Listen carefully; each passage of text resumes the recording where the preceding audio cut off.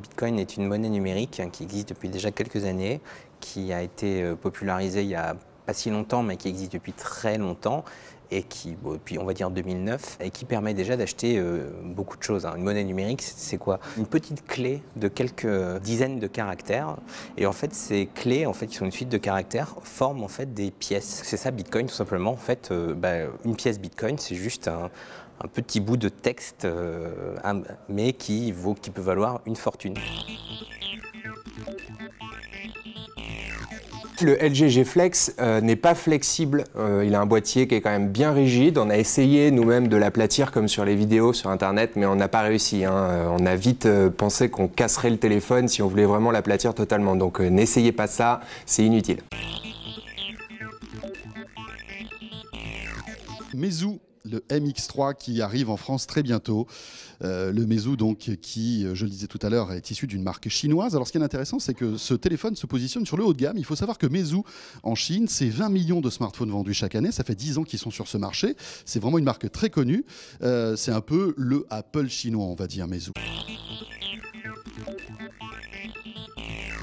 La limitation aujourd'hui quand tu regardes une vidéo sur ton écran de smartphone, c'est que c'est petit. Quand tu as envie de partager cette vidéo, c'est la galère. Enfin bref, voilà, c'est vraiment pas fait pour ça. L'idée de Chromecast, c'est de dupliquer ce qu'il y a sur ton écran de smartphone et de l'afficher directement sur ta télé, par exemple des vidéos YouTube. Et nouveauté intéressante, chez Pocketbook, avec l'Aqua. L'Aqua qui porte bien son nom. L'Aqua. Et oui, puisque c'est la première liseuse, en tout cas c'est ce qu'on nous dit ici, la première liseuse étanche. Elle résiste à l'eau. Alors elle est IP57, ça veut dire que vous pouvez l'immerger jusqu'à 1 mètre d'eau pendant 1 heure. Elle résiste aux microparticules, donc vous pouvez la faire traîner dans le sable. Vous pouvez lui jeter un seau de sable dessus, ça va, voilà, il n'y a pas de souci. Nouveauté en matière de photo, sur le dos de l'appareil, 2 objectifs. Pourquoi? Eh bien parce que ça aussi c'est une grosse tendance en photo. Le luxe qui consiste à faire la mise au point après, ou tout au moins, vous savez, vous prenez une photo et puis après vous floutez l'arrière-plan, c'est beau, c'est magnifique. Oui, c'est un peu ce qu'on peut avoir sur les réflexes. On peut retrouver cette fonctionnalité sur le Galaxy S5. Elle arrive aussi... Chez Nokia également. Voilà, chez Nokia. Elle arrive aussi donc chez HTC, avec cette particularité, c'est un peu un ovni, un double appareil photo à l'arrière d'un téléphone. Je crois que c'est la première fois qu'on voit ça.